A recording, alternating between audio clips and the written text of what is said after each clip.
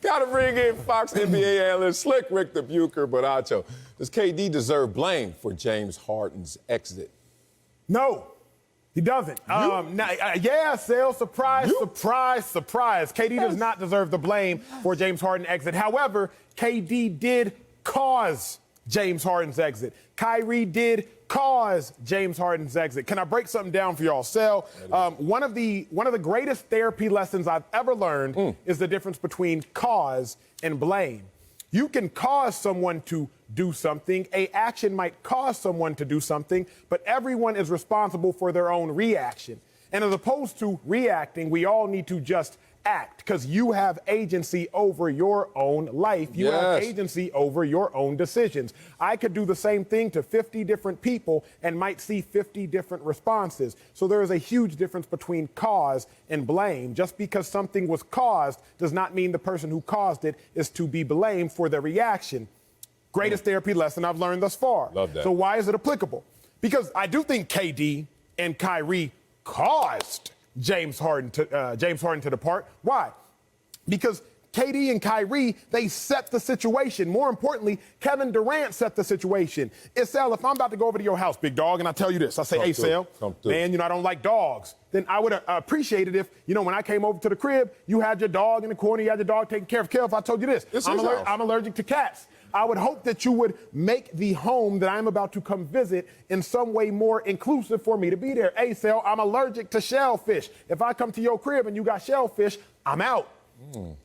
James Harden came to KD's crib. He came to Brooklyn. He came to KD and Kyrie's crib, and he knew what he was after, and KD and Kyrie knew what James Harden was after. If I go to your house, Slick Rick, and I tell you what I need to be welcome, if I tell you what I need to be included, and you don't set the crib up right, then I'm going to leave. Y'all caused that. Now, at the end of the day, I still have a decision to make. James Harden still has a decision to make. James Harden could have stayed there through it, but as I look at it, KD, Kyrie, they may have caused the exit, but at the end of the day, James Harden still got a decision to make. What James Harden does is on James Harden. So that's really where I stand with it all. Okay, so hold on a second. So KD and Kyrie created the circumstances that would make James Harden want to leave, but they're not to blame for creating the circumstances that prompted James Harden to leave. I will say this. I don't get that, and I don't blame KD. Let me break it down. Let it be broke. Okay, I thought you just did, and it still didn't land. So, you know what? Go take my time and give it another shot. Go ahead. I believe in Einstein. Make everything as simple as possible and no simpler. If you and I are in an argument and I cuss you out and you punch me, I'm not to blame for you punching me. The argument may have caused your reaction, but I am not to blame for you punching me. So that is what I'm saying. We laugh and we ha-ha and we kikiing, but there actually is a point to be made here. I am not to blame for you punching me. The argument may have caused it. So that is what I'm saying. James Harden is not to blame. James Harden is to blame, but not KD and Kyrie. Go ahead. However, if you knew that the previous three people who cursed me out got punched and you cursed me out, you might have a little something to do with the fact that I punched you, okay? You knew what you were creating based on previous incidents, and that's what we have with James Harden. What does James Harden do when things aren't perfectly set up for him? He dips. And so I'm not necessarily going to blame Kevin Durant for the fact that Harden decided I want out and I want to go to Philadelphia. I'm going to blame Kevin Durant for the fact that James Harden was there in the first place, and he didn't do evidently enough to try to convince him to stay. And that includes getting Kyrie Irving and James Harden together and working out what are the issues here. Because there's nobody better suited with the Brooklyn Nets than to do that than to Kevin Durant. Kevin Durant has history with James Harden. He has a relationship with Kyrie Irving. If there was anybody to bring those two guys together and say, let's work it out, he was the guy to do it, especially because the team went overboard to go get James Harden. This wasn't James Harden unilaterally saying, I want to be in Brooklyn. This was James Harden going and meeting with Kevin Durant, and Kevin Durant convincing James Harden, come on, dog, join me in Brooklyn. We're going to go get this done. And then I have Kyrie Irving saying, yeah, I never said anything to James Harden. I never felt a need to convince him why he should see what we're trying to get done here or something that he possibly couldn't see. I'm like, wait a minute, whoa.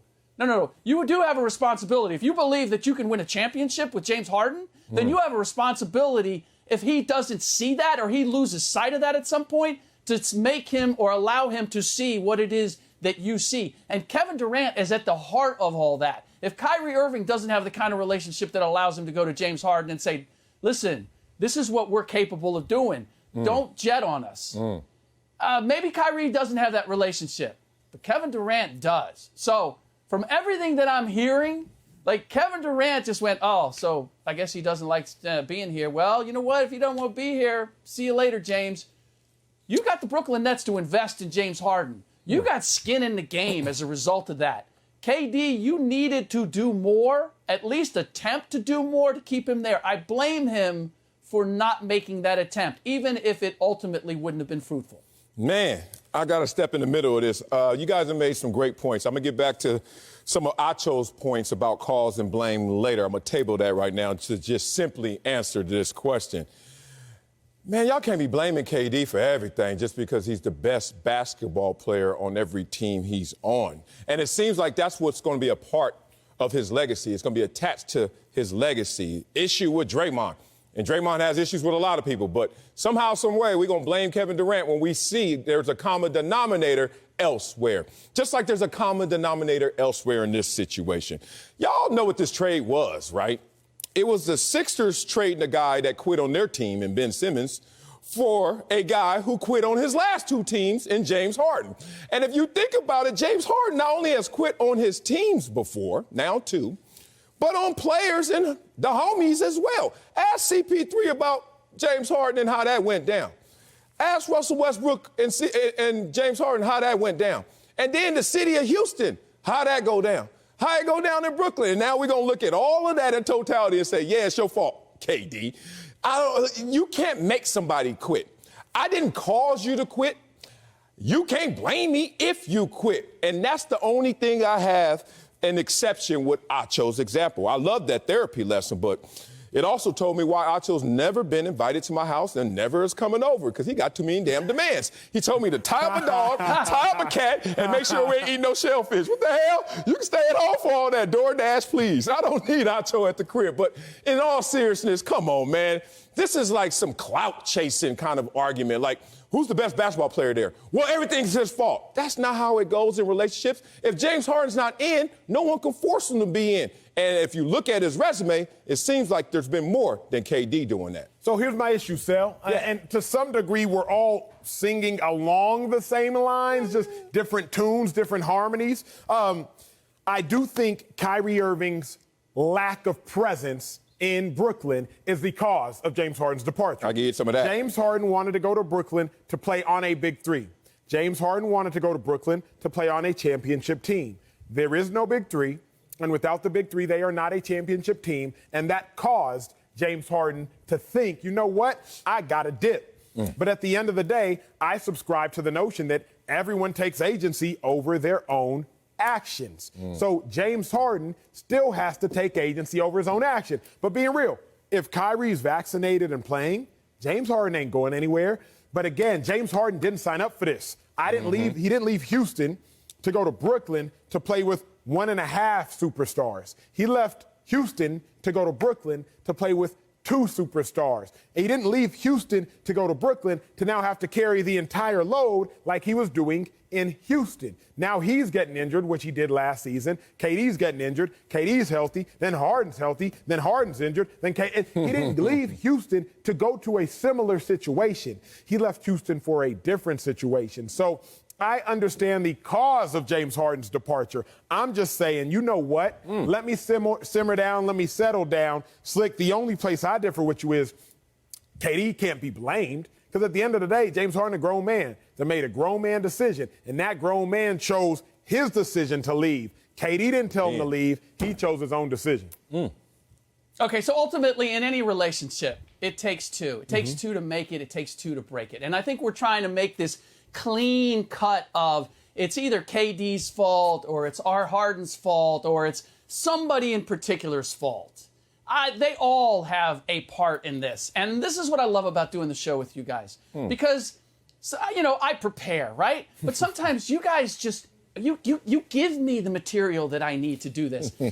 Marcellus, you made the point that Harden had quit on 2 previous teams. Actually, it kind of been 3, because when he was in Oklahoma City, I know this has been portrayed in a different way, but the reality is he didn't want to be a third wheel, and he didn't want to be paid like a third wheel in Oklahoma City. There was no way he was going to stay in Oklahoma City. He wanted to be a star. So, another situation where he dipped. But if you're Kevin Durant, and you've had a guy who has not only done it 3 times, but has done it once previously to you, and you say, you know what, Doug, come on over.